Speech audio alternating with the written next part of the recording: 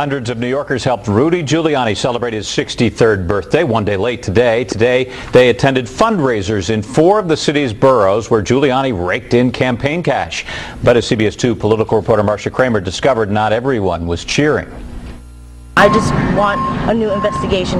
There was no reason why he should dump 45% of the victims in a dump. The questions began early at the start of Rudy Giuliani's 4-borough fundraising romp. Sabrina Rivera, who says she lost a family member on 9/11, grabbed Rudy's hand and wouldn't let go as she and others confronted America's mayor in the Bronx. He's not a hero of 9/11. But Rudy Giuliani, whose leadership on 9/11 is one of the pillars of his presidential campaign, wouldn't allow himself to be sucked in. No one that I knew of had any idea that they would implode. Later in Queens, he said he wasn't upset by the anger that some still feel towards him. This is a very, very traumatic, horrible experience.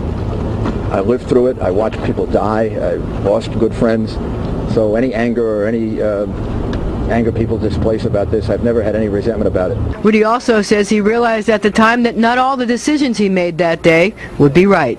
I made like 10, 12, 15 decisions in a row, and then I'd take a little stop and I'd make a little prayer and I'd say, God, you got to make them right now. Campaign officials say Rudy expects to raise $500,000 from his day in New York. In Queens, I'm Marcia Kramer, CBS 2 News.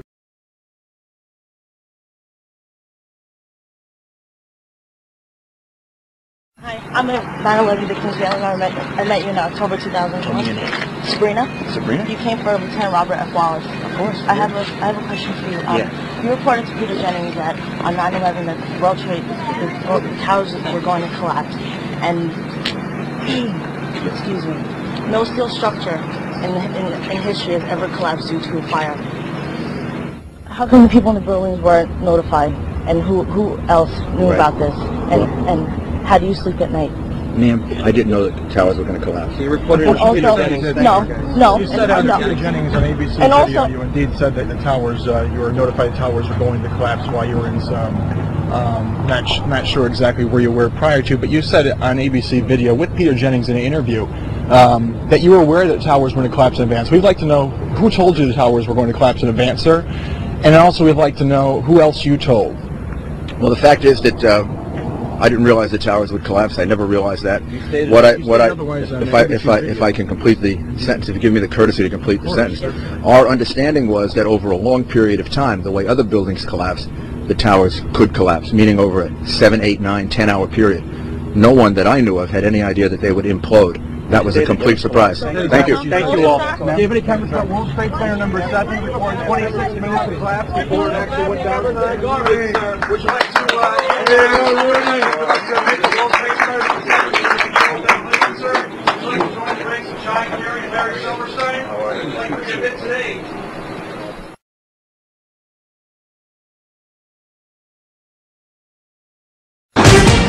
Radio City Music Hall, just a couple of blocks uptown from Fox World headquarters.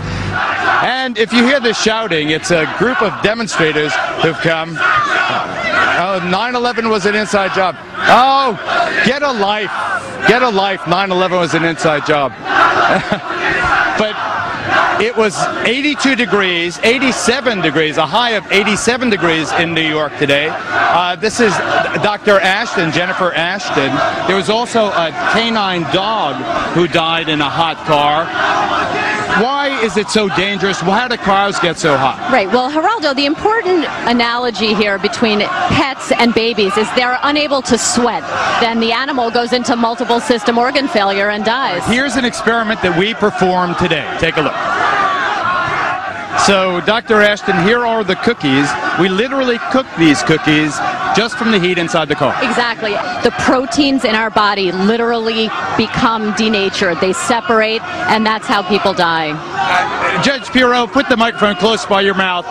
Should this mother have been given a free pass, as she has been by the authorities? Absolutely not, Geraldo. And the truth is that she left this child alone in the car before other mothers whose children suffer far less damage or injury have been prosecuted. Okay.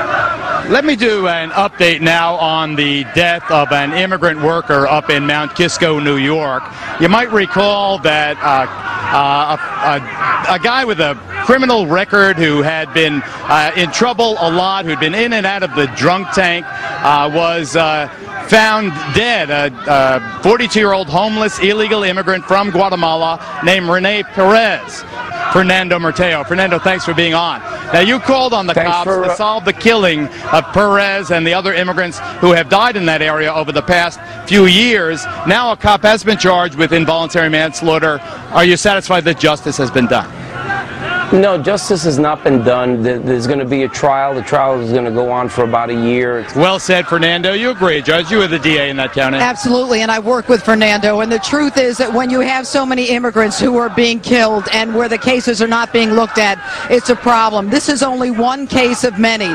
There's no disagreement at all. Absolutely you agree. not. We're all on the same page. Deport them if they're criminals. Don't kill them is the point.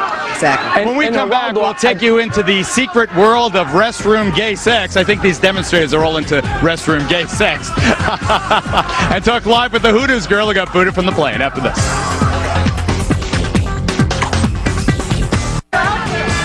Welcome back, everybody. We've been surrounded by an activist, radical, I don't know, communist group. I don't know who the hell they are. But let me go on to our planned program. First, he said he was going to step down after allegedly approaching an undercover cop for sex in an airport bathroom. Lori Dew checked into the men's room to find out.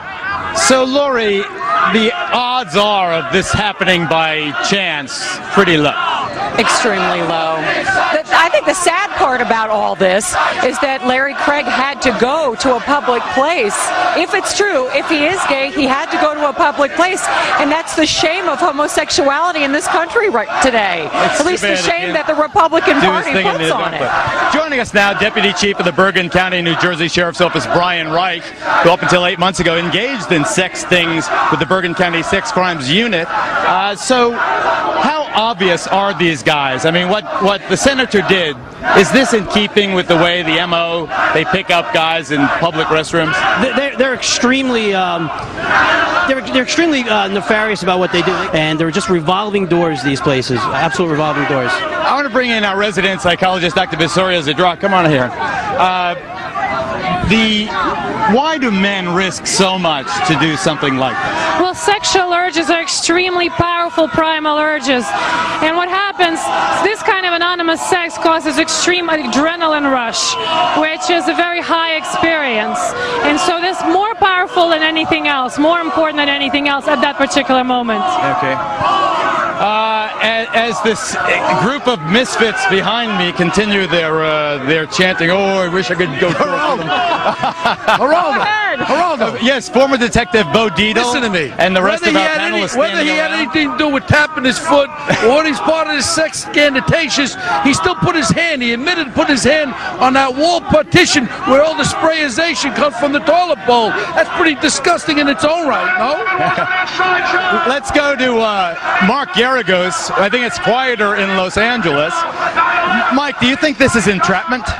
Mark? I don't know if it's entrapment. I just wonder, why is it that the police are spending their time in this bathroom? The ludicrous part of it, though, Mark, that people feel compelled to have sex in places like public restrooms on the freeway?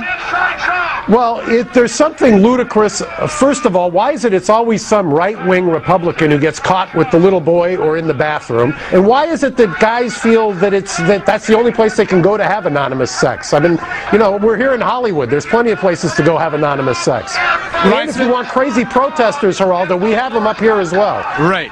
Mark is absolutely right. It's the hypocrisy of it all. You have a conservative senator who has been anti-gay in terms of marriage and things like that. That's why it counts. And he does this. That's why it's a big deal. That's why it counts. Yeah. I agree. Hypocrisy is awful, isn't it? Absolutely. It's all about hypocrisy, no question about it. Okay.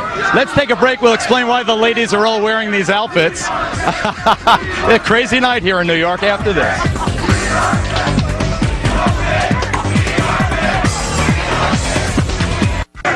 Welcome back live. All hell is breaking loose on 6th Avenue.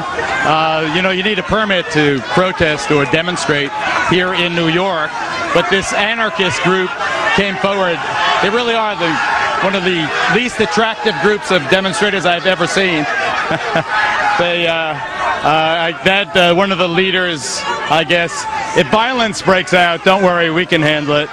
Our Fox News team can take this bunch of I don't want to use any foul language, but the funny thing, let me go back to our scripted program. The funny thing about Southwest Airlines telling college student and part-time Hooters waitress Kyla Ebert that she couldn't fly because her outfit was too risque is that Southwest became famous promoting the idea of sexy, risque flying. It's a lot more modest than the one that Southwest used in its ad. And in support of Kyla, our team has dressed similarly. So did you realize that you're going to get caught in such a controversy? Never. I never imagined that this outfit would get me noticed for anything other than it's a very cute outfit. And when they told you to leave the aircraft, could you believe what was happening? No, and initially I wasn't told it was because of my outfit. I couldn't imagine what they would